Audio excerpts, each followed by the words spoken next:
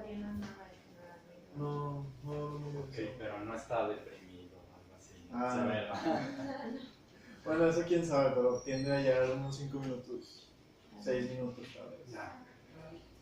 Bueno, y tenemos otro ejemplo como es enfermedades neuromusculares, que ahí está la miastenia gravis, que es debilidad muscular generalizada, ¿no? O sea, no pueden contraer los músculos. El botulismo, que te da por una bacteria, ¿sí? Que ataca las mismas regiones de la placa neuromuscular, ¿sí? Que usan acetilcolina y tiene receptores de acetilcolina. Luego tenemos enfermedades que atacan las células que mielinizan, entonces Charcot-Marie-Tooth disease y esclerosis, infarto esclerosis múltiple. Anton syndrome. Anton syndrome es muy interesante porque usualmente se daña la parte de atrás del cráneo, el occipital, solo en algunas regiones, y la persona dice que ve, pero funcionalmente no ve. O sea, tú le pones una serie de obstáculos, no puede desviarlos, pero tú le dices, a ver, pero si tú ves, ¿por qué no lo desvías? Sí. Te justifica de la forma más absurda, que pues, es que estoy cansado. Se lesionan regiones de integración superior, ¿no? Sí, o sea, exactamente. Se lesionan cortezas secundarias en vez de primarias. ¿Por qué? Porque si fuera lesión de la corteza primaria ocurre lo contrario, que es blindside. Blindside es muy interesante porque ahí la persona dice, es que yo no veo absolutamente nada. En mi campo mental está totalmente oscuro, pero le pones una serie de obstáculos y empieza. Y le preguntas, bueno, pero ¿cómo pudiste? Y te dice, pues no sé, o sea, yo creo que me estás choreando, me estás diciendo mentiras, yo no veo nada. Y es porque ahí inconscientemente, en ese tipo de ejemplos se nota la diferencia entre el procesamiento consciente y el procesamiento inconsciente.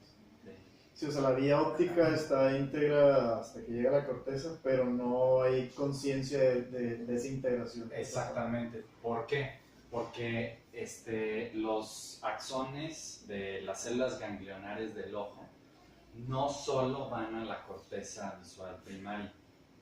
Bueno, primero antes para que lleguen a la corteza visual primaria tienen que pasar por el núcleo geniculado lateral, que es una zona del tálamo que ahorita vamos a ver. Pero el meollo del asunto es que las células ganglionares también proyectan al colículo superior y a otras regiones que son subcorticales y que tienen que ver con este procesamiento inconsciente, ¿sí? Entonces tienes lo mismo para todos los sentidos, y entre más primitivo sea el sentido, más va a estar asociado a un comportamiento inconsciente, emocional o instintivo. Un ejemplo, en un estudio de preferencia sexual de mujeres con hombres, o sea, les ponían a las mujeres una serie de caras de hombre, les decían cuál es el más atractivo físicamente, entonces escogían al número 6, ¿no? Entonces a la vez les daban a oler sus playeras, ¿sí? Y también hacían su ranking de cuál les parecía el que olía mejor. Entonces la conclusión del estudio fue que las mujeres le dan más preferencia al olor que a la estética del rostro, ¿sí? Pero cuando les preguntas dicen, no, es que ese es más el rostro. O si no, lo que hacían era que si se daban cuenta que el que más les gustó tenía tal cara y no estaba tan bonito, lo empezaban a ver bonito, ¿sí? O sea, es algo muy instintivo.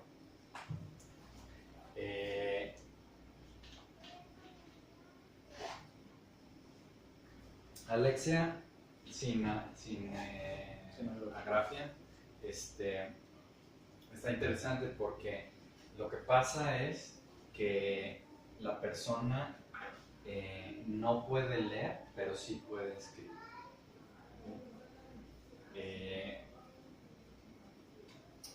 El proceso del lenguaje es sumamente complejo. de las primeras cosas que se daban cuenta es que, bueno, en el siglo XIX, Broca y Wernicke se dieron cuenta que dependiendo de qué área del lóbulo temporal tenías daño, podías tener afasia de que no articulabas bien el lenguaje, pero sí lo entendías, o afasia de que puedes entender bien el lenguaje. ¿Cómo lo dije? Bueno, la de Broca es que no puedes articular el lenguaje y sí lo entiendes, y la de Wernicke es que no entiendes bien, pero sí lo puedes articular. ¿Sí? Son las afasias. Exactamente. Entonces, aquí es algo parecido, ¿sí? En la alexia sin agrafia. ¿Por qué? Porque se dañan regiones distintas, usualmente del lóbulo parietal y temporal, y dependiendo de eso, va a afectar un sistema de lenguaje y no el otro. ¿Sí? Bueno, esta no la recuerdo. Pero bueno, teníamos el caso del paciente HM, siguiendo con las lesiones. Este paciente tenía epilepsia y le removieron los hipocampos. Eso hizo que ya no pudiera consolidar memorias de largo plazo. Entonces, solo tenía recuerdos del momento de la cirugía para atrás en su vida. ¿Okay? No es anterógrado. ¿Perdón? Queda anterógrado la lesión. La lesión de Phineas Gage, que afectó el lóbulo frontal izquierdo y conllevaba a severos cambios en la personalidad. Luego tenemos los casos de prosopagnosia y agnosia visual, que los describió muy bien un neurólogo que se llama Oliver Sacks, que escribió un libro que se llama Despertares, que se hizo película, una película en la que salió Robert De Niro y Robin Williams, que no sé si la han visto. Si no la han visto, se las recomiendo, ¿sí? Porque es la historia de un neurólogo que empieza a tratar a pacientes con encefalitis letárgica. Los pacientes con esta condición estaban en un estado de catatonia permanente, pero no se habían dado cuenta de que, aún estando en ese estado de catatonia, tenían un mundo interno que no podían expresar, o sea, tenían percepciones muy complejas. Entonces, se le ocurrió darles levodopa, que es la droga contra el Parkinson. Y muchos de esos pacientes con encefalitis letárgica tuvieron un despertar, por eso se llama despertar. Y, sin embargo, duró poco tiempo, porque el cerebro se ajusta, se adapta mucho a la dopamina, tal como le ocurre a los parkinsónicos, que después de varios años de tomar levodopa empiezan con las disquinesias, movimientos involuntarios, porque el cerebro hace plasticidad. Ok. Y bueno, tenemos el ejemplo de los miembros fantasmas. ¿Sí? Los miembros fantasmas son también un fenómeno súper interesante. ¿Y por qué ocurren? Bueno, supongamos que una persona se lesiona en la carretera y le tienen que cortar el brazo. A pesar de que ya no tiene el brazo, sigue teniendo la representación somatosensorial del brazo en el cerebro, que ahorita también la vamos a ver en esta clase. Y esa representación cortical sigue estando activa. Entonces el paciente, aunque no tenga el brazo, dice tener mucho dolor o picor en el brazo. Y bueno, Ramachandran es un neurólogo muy famoso de la Universidad de San Diego que ha investigado mucho el miembro fantasma y los ha logrado tratar en más de un 50% de los casos. Y básicamente eso es como manipulación simbólica, ¿verdad? Exactamente. Es tan fuerte la manipulación perceptual que te quita el miembro fantasma y se hace de la siguiente forma. Simplemente pones un espejo, ¿sí? Entonces supongamos que tengo lesionado el brazo izquierdo, o más bien que me lo amputaron. Tengo el espejo y pongo mi brazo derecho, ¿sí? Que es el que está intacto. Entonces yo voy a estar observando la escena tal cual como si tuviera dos brazos por el efecto del espejo. Entonces te vas acostumbrar a ver, enfocarte en el izquierdo, moviendo el derecho para que pienses que es un miembro fantasma. Entonces, primero lo vas a poner así tieso y contraído todo el músculo, simulando la posición en la que lo sientes, porque mucha gente dice que siente el miembro fantasma todo tieso y contraído. Entonces, haces la imagen especular del miembro derecho que sí tienes de la misma forma que el miembro fantasma. Y poco a poco empiezas a hacer el ejercicio de poco a poco ir soltando el miembro fantasma hasta que la sensación se desvanece. Entonces es un fenómeno de plasticidad también muy, muy interesante. Bueno, el síndrome de Cotard, el mal de capas también son tremendamente interesantes porque, imagínense, bueno, ya les había hablado del síndrome de Capgras, que es cuando la persona pierde una conexión fascicular axónica de la corteza temporal en el área que procesamos los rostros, se conecta con la amígdala. Entonces se secciona ese fascículo y la persona usualmente cuando regresa a ver a los padres o a algún familiar o persona muy conocida, piensa que son unos actores que lucen igual a los padres, pero son en realidad unos impostores. ¿Sí? Ya les había explicado por qué puede ocurrir eso.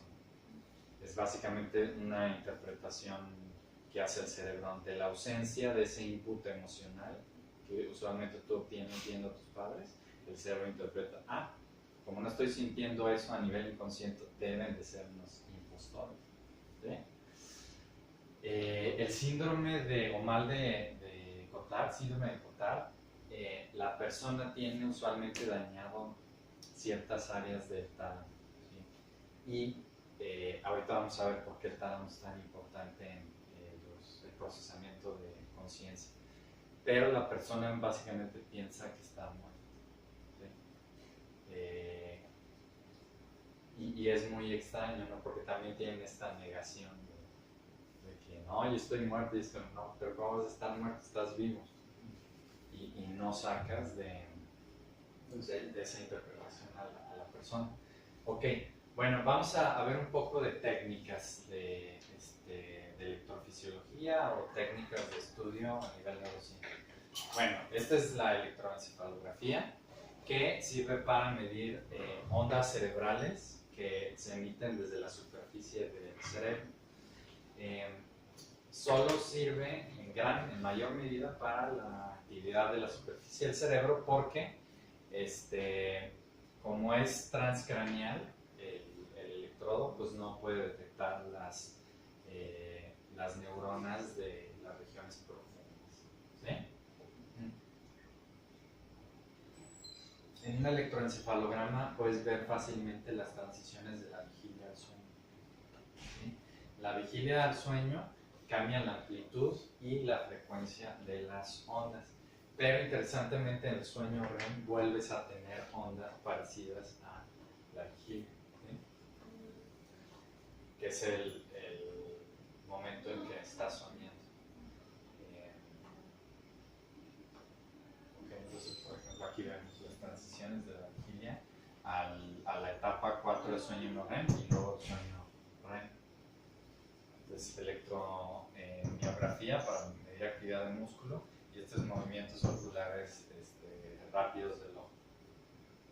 Bueno, vamos con métodos más moleculares y celulares. El registro intracelular sirve para básicamente medir potenciales de acción en una sola neurona.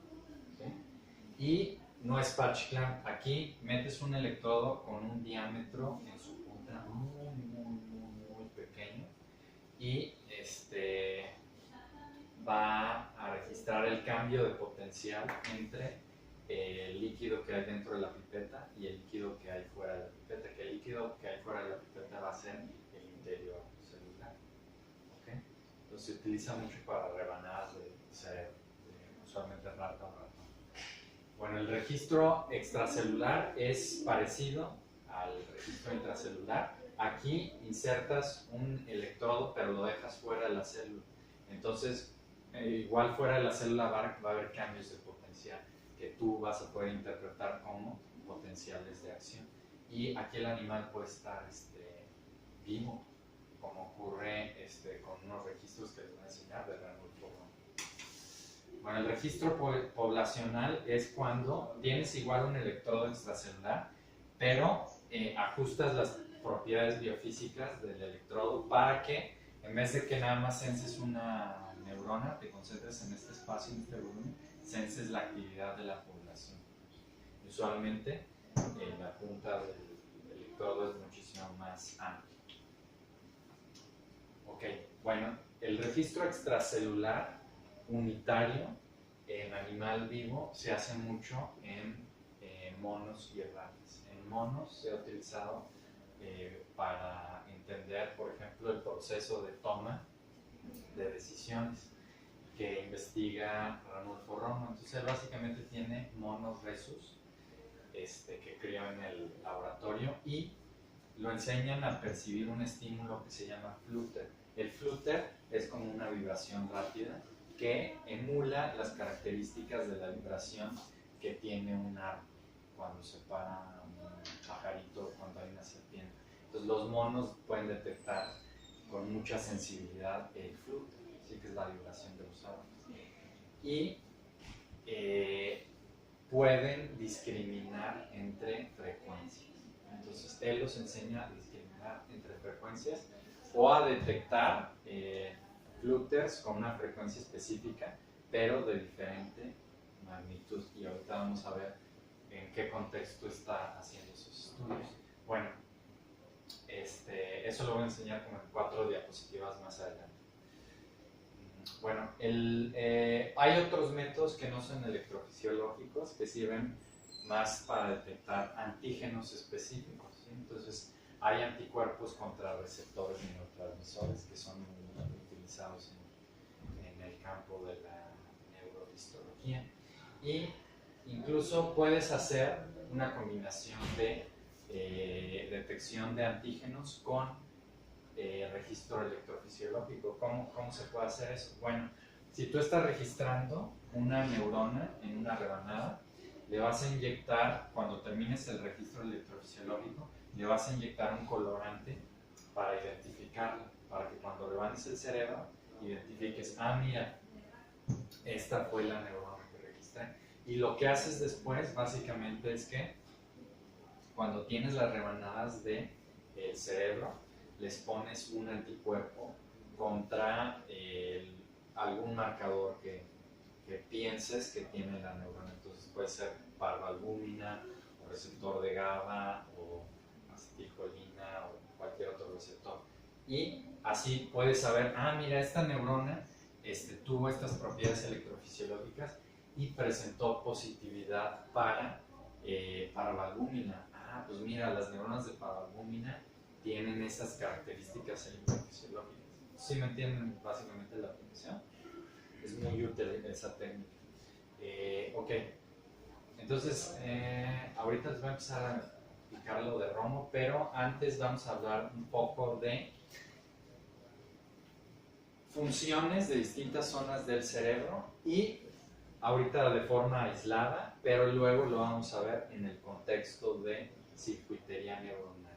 ¿Por qué es importante separarlo? Bueno, primero, porque es más fácil estudiar cuando te acotas a una área, pero la desventaja es que no lo ves en un contexto real, que es básicamente que todo está interconectado.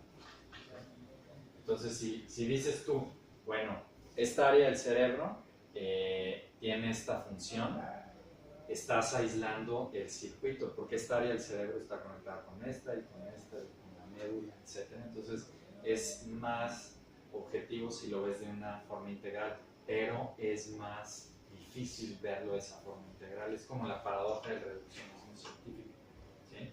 O sea que el reduccionismo científico es útil desde el punto de vista técnico porque es más fácil de estudiar, pero está siendo sesgada por la falta de ver el panorama general. Les voy a dar un ejemplo de eso. Por ejemplo, si a ustedes yo les pregunto cuál es el órgano más importante del cuerpo, ¿qué me dirían? Pues no, todos son importantes, ¿no? Entonces, si yo fuera reduccionista, y a lo mejor hiciera neurociencias, te diría el cerebro. ¿Sí? O si fuera cardiólogo, tendría ese sesgo de decir, mira, es el corazón, pues el corazón no hace nada. Pero la realidad es que todo está interconectado. Entonces, nuevamente, vamos a áreas. ¿Por qué? Porque es más fácil de estudiar. Amígdala. La amígdala tiene que ver con el procesamiento emocional. ¿Sí? Entonces, por ejemplo, si tú a una persona le estás haciendo resonancia magnética funcional y a la vez le estás proyectando imágenes de gentes con cara de pánico, ¡pum!, inmediatamente se prende la amígdala. ¿Por qué?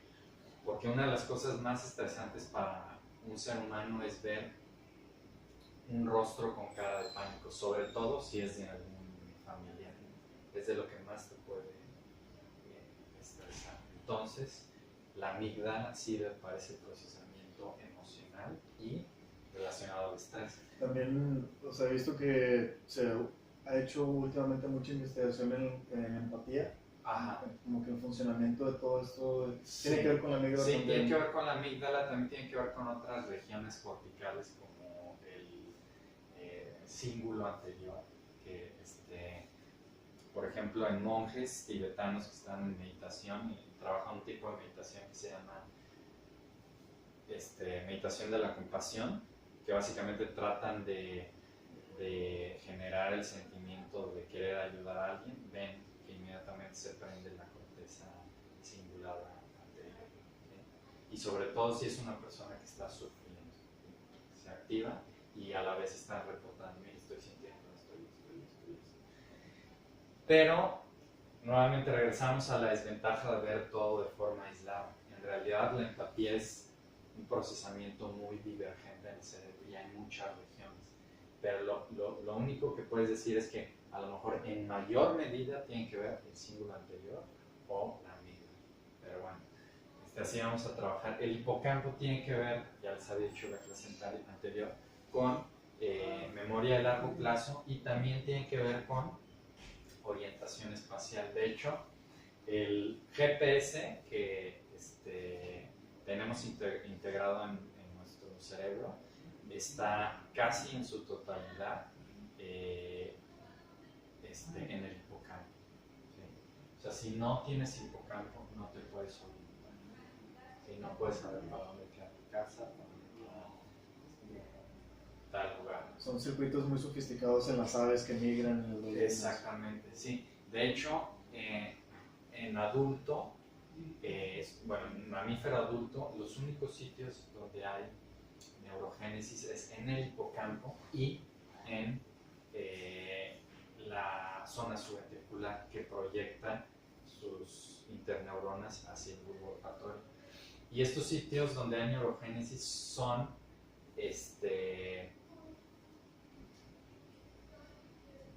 la neurogénesis es mayor dependiendo del animal y de qué sentido esté usando más. Ahí les va para que me entiendan. La rata y el ratón son animales que ven con la nariz, ¿sí? O sea, nuestro sentido de la vista está súper desarrollado, ¿sí? Y el sentido del olfato está atrofiado. En los ratones es al revés, ¿sí? El sentido del olfato está súper desarrollado y son muy miopes. Ellos tienen mucha neurogénesis en la zona subventricular. ¿Por qué? Porque esas interneuronas que se generan en esa zona proyectan al bulbo olfatorio, ¿sí? Entonces, como ellos están teniendo mucho aprendizaje olfatorio constantemente, necesitan repoblacionar sus interneuronas, ¿sí? Y vamos a dar otro ejemplo.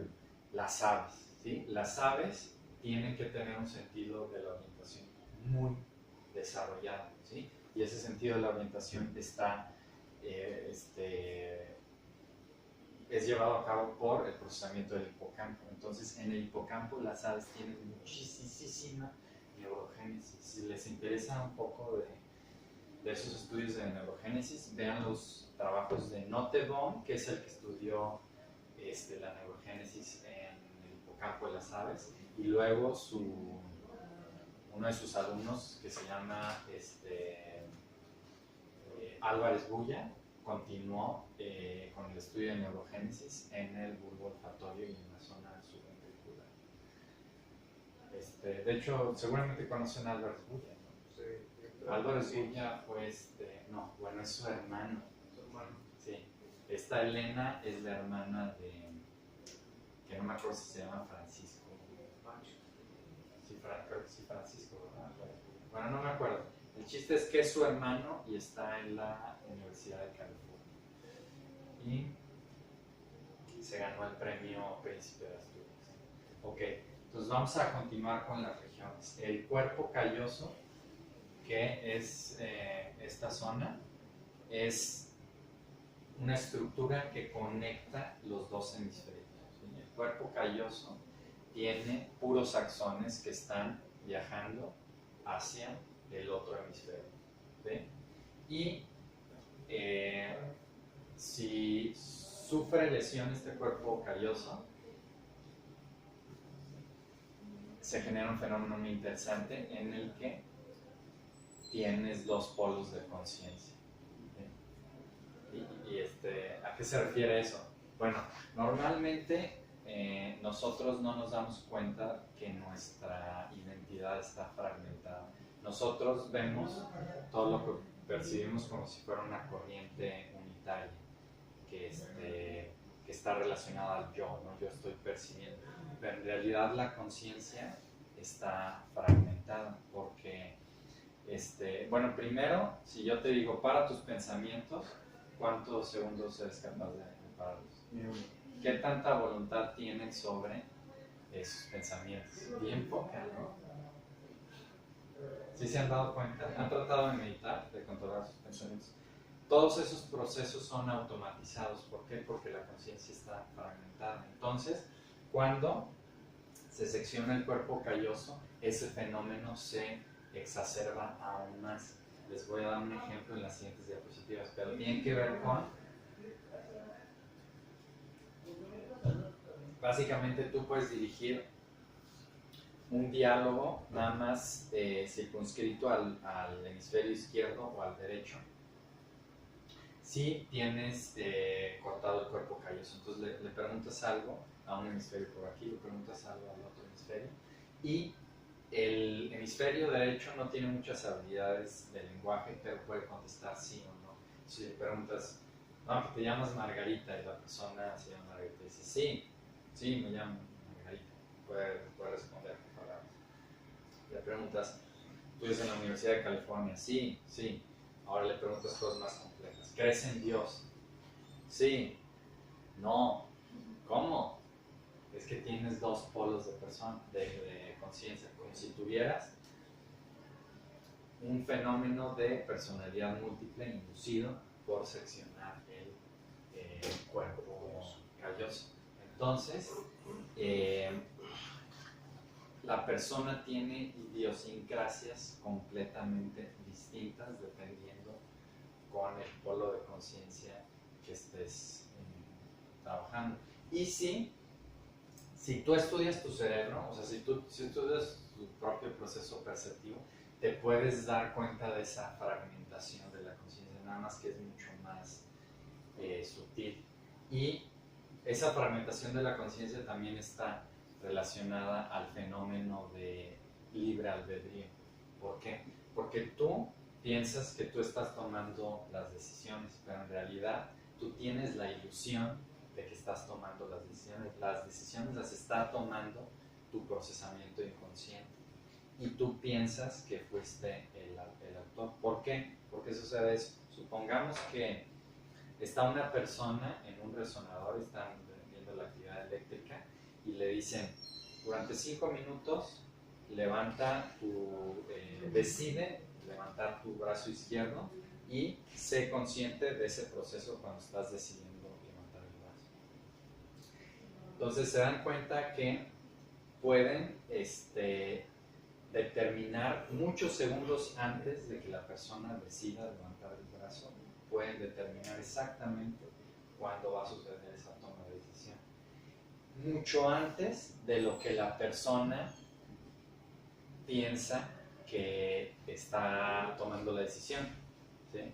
Entonces, si a los 500 milisegundos antes de mover el brazo, la persona pensó que iba a mover el brazo, 5 segundos antes, el investigador detrás del resonador estaba determinando, ahorita lo va a mover, ¿sí?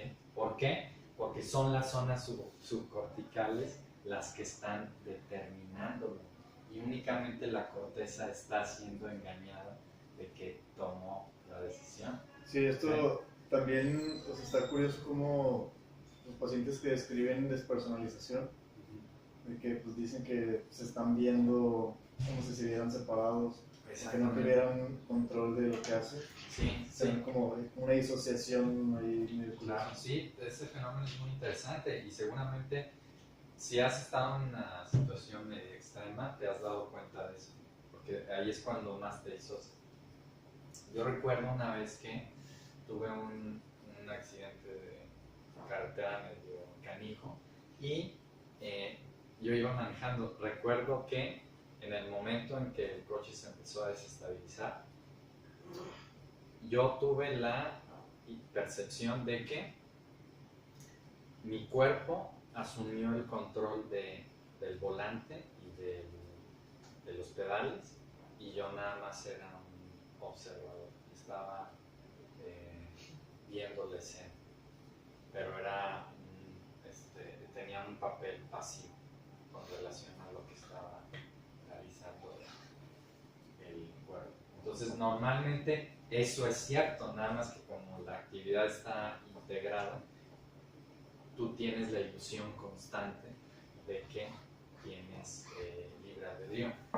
Claro, hay que decir que esta es una visión que no está del todo confirmada. Sí, ha generado mucho Sí, porque hay neurofilósofos que tienen una postura más compatibilista, que toma en cuenta más procesos más complejos de procesamiento cortical e intelectual, que ahí dicen, no, pues es que para decisiones sencillas, pues sí puedes así como decir, no, pues sí tienes actividad mucho antes de la toma de decisión, actividad subcortical que le está determinando, pero para procesamiento más complejo, ahí es cuando actuaría el libre albedrío. Sí, o sea, en nuestra cotidianidad, en nuestra vida diaria, funcionamos como en piloto automático. Sí. Por ya todos estos rituales y convenciones que hacemos, pero o sea, sí tenemos la habilidad de como concentrarnos y ser conscientes y tener nuestra voluntad en algo específico. Sí,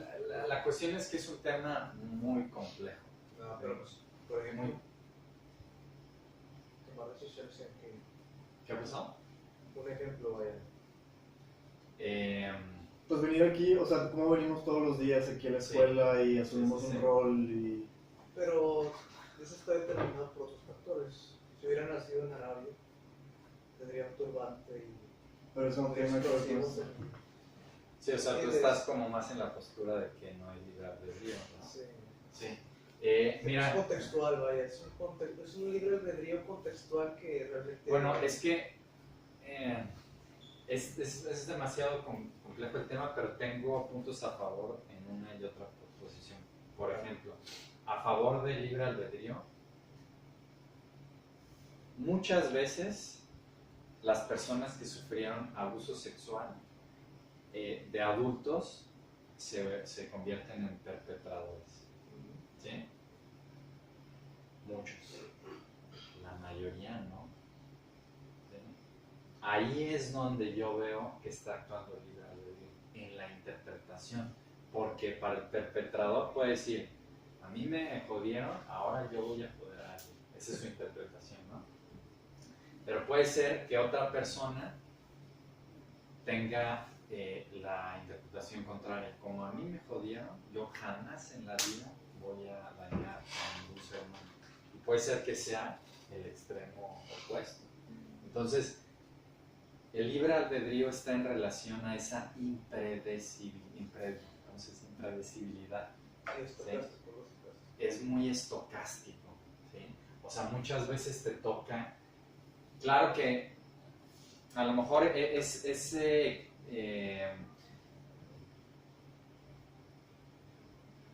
esa característica de que sea muy estocástico te puede dar la ilusión de que sí hay libre albedrío, y no, es más bien de que es muy complicado, ¿no?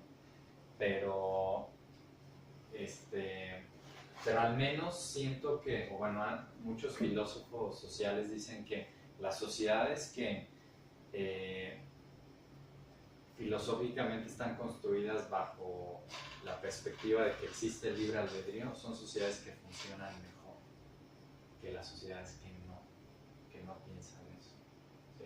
Claro, ahí estoy asumiendo una postura pragmática, ¿no? De la filosofía, y pues no, a lo mejor no estás viendo la naturaleza de la realidad, pero bajo el punto de vista del darwinismo, yo pienso que lo que es útil es lo verdadero. ¿Sí? Pero bueno, ya yo creo que no podemos discutir porque son posturas filosóficas un poco complejas. La pituitaria y el hipotálamo tienen que ver con control hormonal, liberación de hormonas que tienen que ver con características sexuales masculinas, control de las concentraciones iónicas de la sangre, regulación del apetito, regulación de la sed, lactancia, incluso niveles de agresión. Todo eso tiene que ver con el hipocampo y con la pituitaria, y también con la liberación de hormonas que tienen que ver con el sueño. También tienen que ver como las orexinas, ¿sí? Las orexinas que estudia Romani, su ex estudiante Hijo, tienen que ver con el sueño, se liberan del hipotálamo. La formación reticular tiene que ver con regular el estado de alerta, ¿sí? Tiene que ver con varios neurotransmisores como serotonina, dopamina, noradrenalina y algunos péptidos. Y sabemos que la serotonina tiene mucho que ver con el ciclo vigilia y sueño. Me faltó el tálamo, bueno, ya les explicaré en otra diapositiva un poco más adelante qué es el tálamo. Luego tenemos, bueno, la médula, que es la parte final de la médula espinal que entra al cráneo, y aquí está, regula centros respiratorios, centros cardíacos. O sea, si se te daña esta zona, dejas de respirar o tu corazón deja de latir y te mueres. ¿Okay? Y el cerebelo es bien interesante porque el cerebelo, a pesar de que tiene un volumen mucho más pequeño que el resto del cerebro, tiene más neuronas que el resto del cerebro, ¿sí? Pero son neuronas más chicas y tiene una arquitectura muy muy interesante, que ya luego les enseñaré. Pero las neuronas de Purkinje tienen unas ramificaciones impresionantes. Ok, bueno. Corteza motora, ahorita les enseño dónde queda. Controla movimientos, ganglios basales, que son los que se dañan en el Parkinson. Controla movimientos finos. Área de Broca, articulación del lenguaje. Corteza prefrontal, funciones ejecutivas, toma de decisiones, pensamiento abstracto de muy alto nivel. Lóbulo parietal tiene la corteza somatosensorial primaria, tiene la corteza de asociación. Estas cortezas de asociación reciben inputs de diversos sentidos, Es decir, tienen neuronas que responden a estímulos visuales, neuronas que responden a estímulos táctiles, neuronas que responden a audición e integran toda esa información. De hecho, la unión del lóbulo parietal con el temporal y el occipital es muy interesante porque procesa la integración del sentido de tu posición en el espacio. Y si sufres daño en esa región o te estimulan con un estimulador magnético transcraneal, puedes tener la experiencia de viajes astrales, de que te sales del cuerpo y vas a más sitios. Eso lo puedes inducir a través de estimulación magnética transcranial. Entonces, bueno, es interesante si lo ves desde el punto de vista de dualismo, materialismo, qué es lo que está produciendo ese tipo de experiencias. Bueno, los lóbulos temporales, pues corteza auditiva, Wernicke, el entendimiento del lenguaje. La corteza temporal inferior tiene que ver con la identificación de objetos, o sea que yo no solo vea ese cañón, sino diga, mira, tenga el concepto, eso es un cañón, hace esta cosa y se llama cañón. ¿Sí? Entonces, corteza temporal inferior.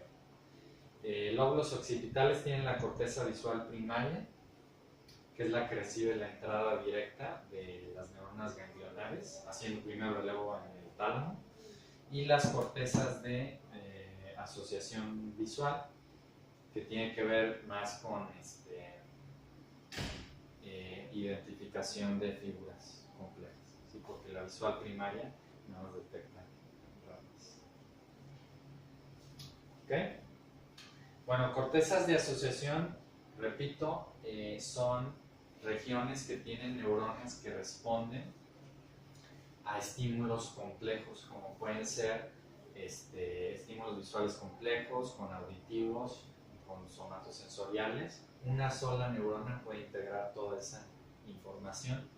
Y bueno, hay asociación, corteza de asociación prefrontal, parieto-occipital, principalmente, ¿sí? Y tienen distintas funciones que no voy a detallar. Pero tiene que ver con manejo complejo de la información. ¿Sí? Manejo complejo de la información. De hecho,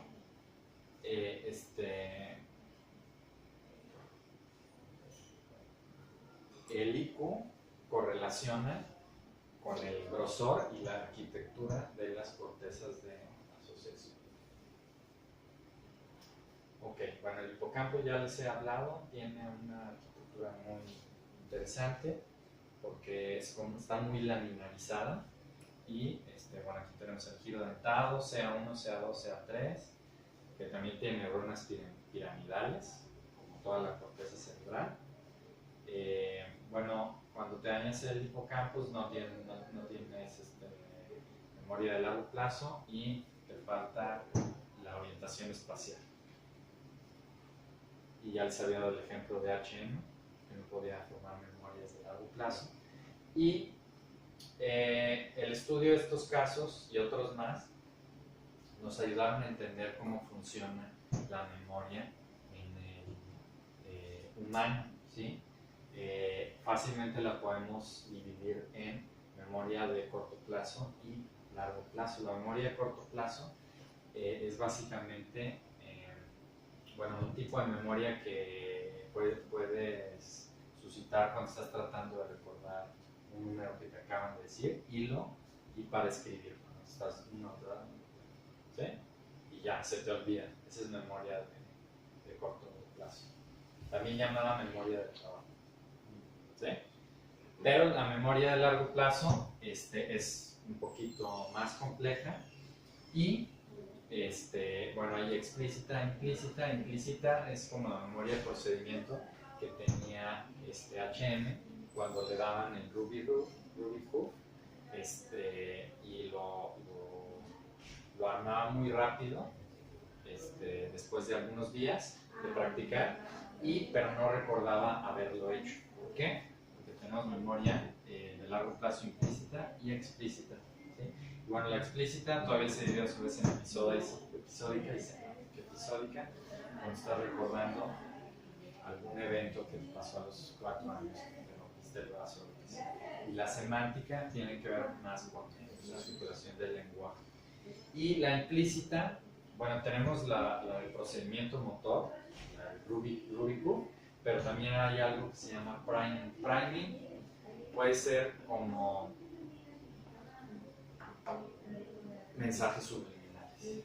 Entonces, si tú vas al cine y te ponen mensajes subliminales que tú no detectas, como a lo mejor cambia durante 100 milisegundos la película y te ponen una imagen de una coca y tú no la detectas a nivel consciente, pero luego, luego que sales dices, no, se me antojó una coca, y vas a comprarla. Eso es priming, ¿sí?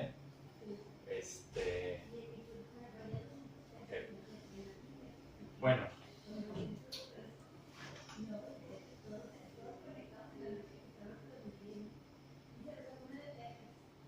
ok.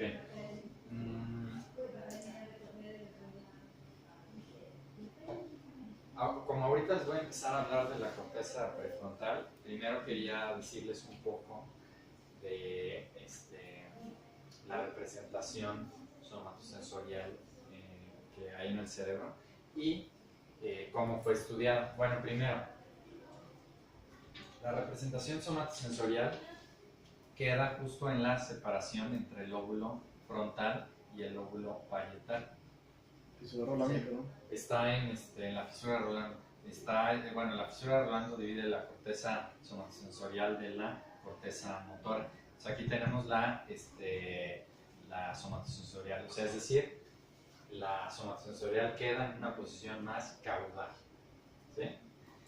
Y la representación sucede de tal forma que las partes del cuerpo que tienes más sensibles tienen una representación más amplia, ¿sí? Como los labios, ¿sí? O, bueno, aquí, ¿dónde están los genitales? Bueno, deberían estar por ahí. Las manos, ¿sí? ¿Por qué? Porque tienes que tener mucha sensibilidad en las manos. Y, por otra parte, también tenemos una representación cortical de las salidas motoras, ¿sí? Entonces, si se fijan, la mano tiene una representación motora muy grande. ¿Por qué? ¿Cómo creen que sea la representación motora de la mano de un chimpancé? Es muy bota. Mucho más chica, porque no son tan Preciso. precisos con el, bueno, primero La posición. el oposo, ¿cómo se dice en español? Opposable thumb. Sí, Oponible, la posición. oponible. Sí, exactamente, bueno, la posición del pulgar. Y la representación motora tiene que ver con el número de posibles combinaciones de movimientos musculares, ¿sí? Pues obviamente la espalda no está representada. ¿Por qué? Porque la espalda Extensión, flexión. apenas puedes hacer esto, ya. ¿Y por qué les quería decir esto? ¿Y por qué está relacionado con la corteza prefrontal, que es de la que voy a hablar más? Bueno, la corteza prefrontal nació de la corteza motora, ¿sí? La corteza prefrontal evolutivamente está más desarrollada, filogenéticamente hablando. Y las especies más sencillas tienen nada más corteza motora, no tienen corteza prefrontal. Y las especies más complejas, como nosotros los humanos, de hecho, nosotros tenemos la corteza prefrontal más grande en todo este planeta. ¿Sí? Ok, Entonces esta corteza prefrontal nació de esta corteza motora y tiene que ver con con comportamiento goal directed, ¿cómo se dice en español? Goal directed es dirigido hacia un objetivo. dirigido hacia un objetivo. Planeación, funciones ejecutivas muy complejas, también tienen que ver con la regulación emocional. Si no funciona tu corteza prefrontal, vas a ser muy impulsivo, te vas a dejar llevar fácilmente por tus emociones y vas a tener muchos problemas. Ok, ¿qué otro tipo de cosas hace? Bueno, inhibe al sistema límbico. Entonces, por ejemplo, cuando estás muy enojado con alguien y tratas de simular así, sí, todo bien entre nosotros y por acá adentro estás tirando madre, ahí tu corteza prefrontal está inhibiendo la actividad de la língua. Sí, lo curioso es que, bueno, según el consenso de las neurociencias, que no estamos bien desarrollados, más bien no hay una conexión entre límbico y frontal adecuada hasta como los 23, 25. Exactamente. Y antes de eso somos prácticamente changuitos. Sí, de hecho, yo pienso que la edad adulta empieza después de los 25. De hecho, los adolescentes son muy impulsivos y esa es una de las razones que su corteza prefrontal no se ha terminado de desarrollar. Sigue habiendo neurogénesis. Y usuarios crónicos de cocaína desarrollan un tipo de desfrontalización.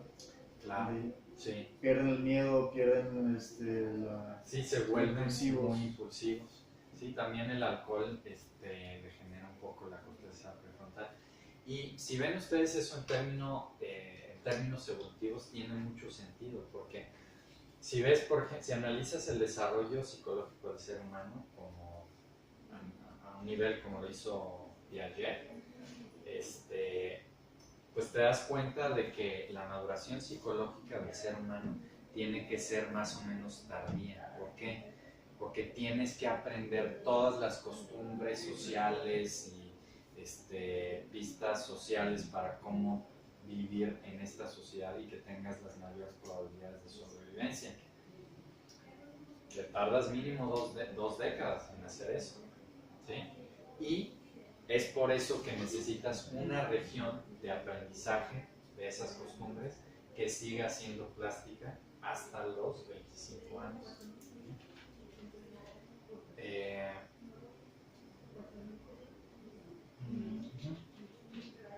Ok, también la memoria de trabajo. La memoria de trabajo está relacionada con la actividad de la corteza prefrontal. Entonces regreso a los registros de Rhesus, de Arnulfo Romo, en los que tienen al mono resolviendo una tarea de discriminación de estímulos, y dependiendo de si el estímulo número 1 tiene mayor o menor frecuencia, le pica el verde o el rojo. ¿Sí? Entonces, aquí tenemos un ejemplo. ¿Sí? El primer estímulo tiene una frecuencia mayor y el segundo estímulo tiene una frecuencia menor. Y a la vez está registrando diversas regiones de la corteza prefrontal. O sea, aquí se da cuenta que en esta región de la corteza prefrontal, cuando estudias la actividad neuronal de la zona entre los dos estímulos, aquí ocurrió el primer estímulo y aquí el segundo estímulo, ¿sí? Primer estímulo, segundo estímulo. Aquí en ese momento, esta neurona está disparando potenciales de acción a la misma frecuencia que el estímulo táctil, ¿sí? Entonces está tratando de recordar, mira, esto lo tengo que comparar con este estímulo, ¿sí? Esto es memoria de trabajo. Ellos lo hacen con la frecuencia del estímulo y nosotros lo hacemos con números, ¿sí? Pero es un proceso muy, pero muy parecido. ¿sí? Entonces, aquí cuando llega a este punto, ya hay otras neuronas que trabajan con códigos neurales más complejos, ¿no? Entonces lo que hacen es restar, ¿sí? Hacen una resta entre número de espigas de aquí y las espigas que están siendo generadas por el glúteo. Entonces, dependiendo de eso, dicen, ah, mira, tengo que apretar el verde o el rojo. Ok. Bueno, esa es memoria de trabajo, pero les voy a hablar de un fenómeno muy complejo. ¿Les ha sucedido que a lo mejor están en su casa, están nerviosos, se fue la luz y de repente sienten que alguien les tocó la espalda y voltean y no hay nadie? Pero ustedes percibieron que como si fuera... Bueno, ahora imagínense entonces, bueno, es que a mí sí me ha pasado y creo que a mucha gente también les ha pasado.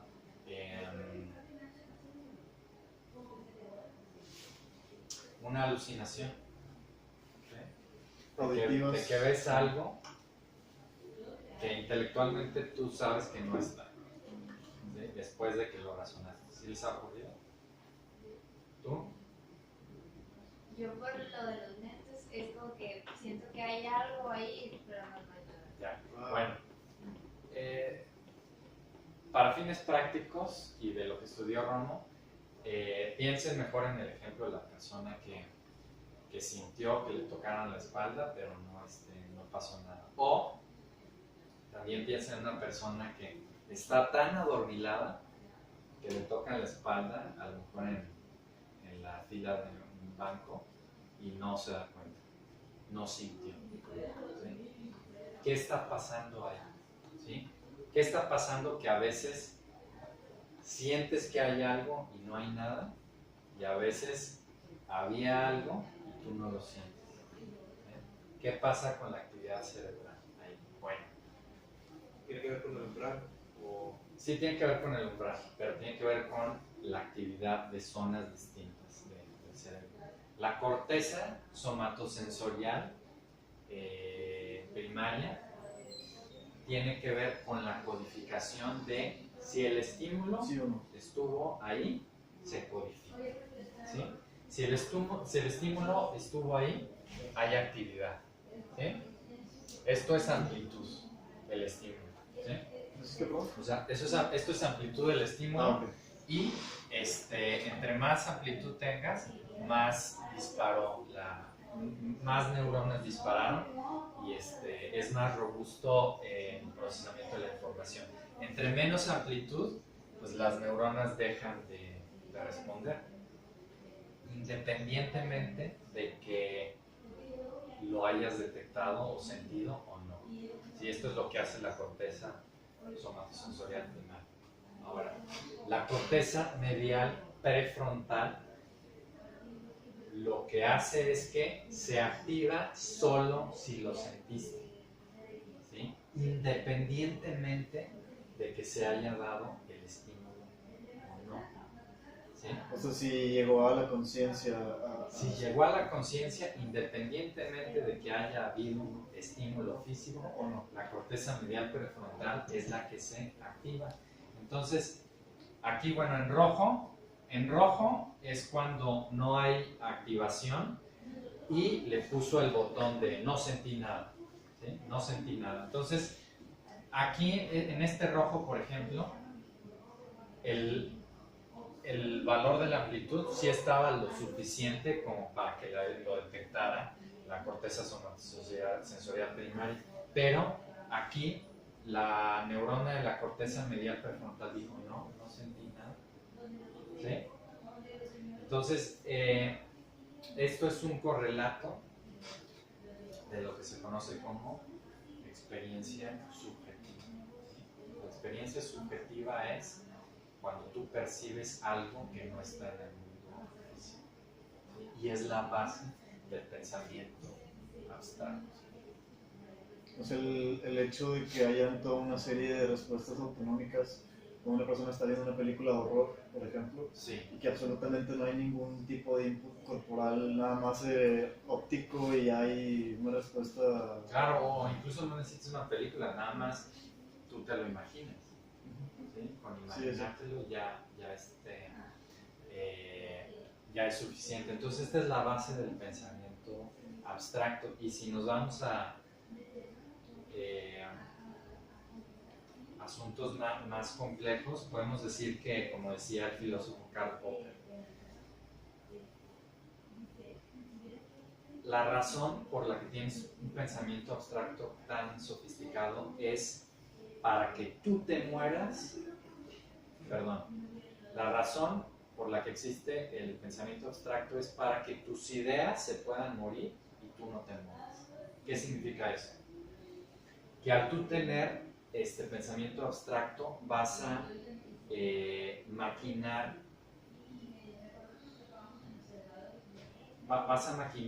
situaciones en potencia, ¿sí? Que pueden ocurrir. Y con base en ese cómputo que haga tu cerebro, tú vas a decidir si es una mala idea o es una buena idea. Si es una mala idea, la idea se va a morir y no tú. ¿Sí? En especies más sencillas, como no hay pensamiento abstracto, lo que se muere es el animal y no la idea. ¿Sí? Entonces, eso es algo muy interesante al respecto. Ok. Entonces esto es básicamente lo mismo. Vamos a tomarnos 5 minutos. Vamos a tomarnos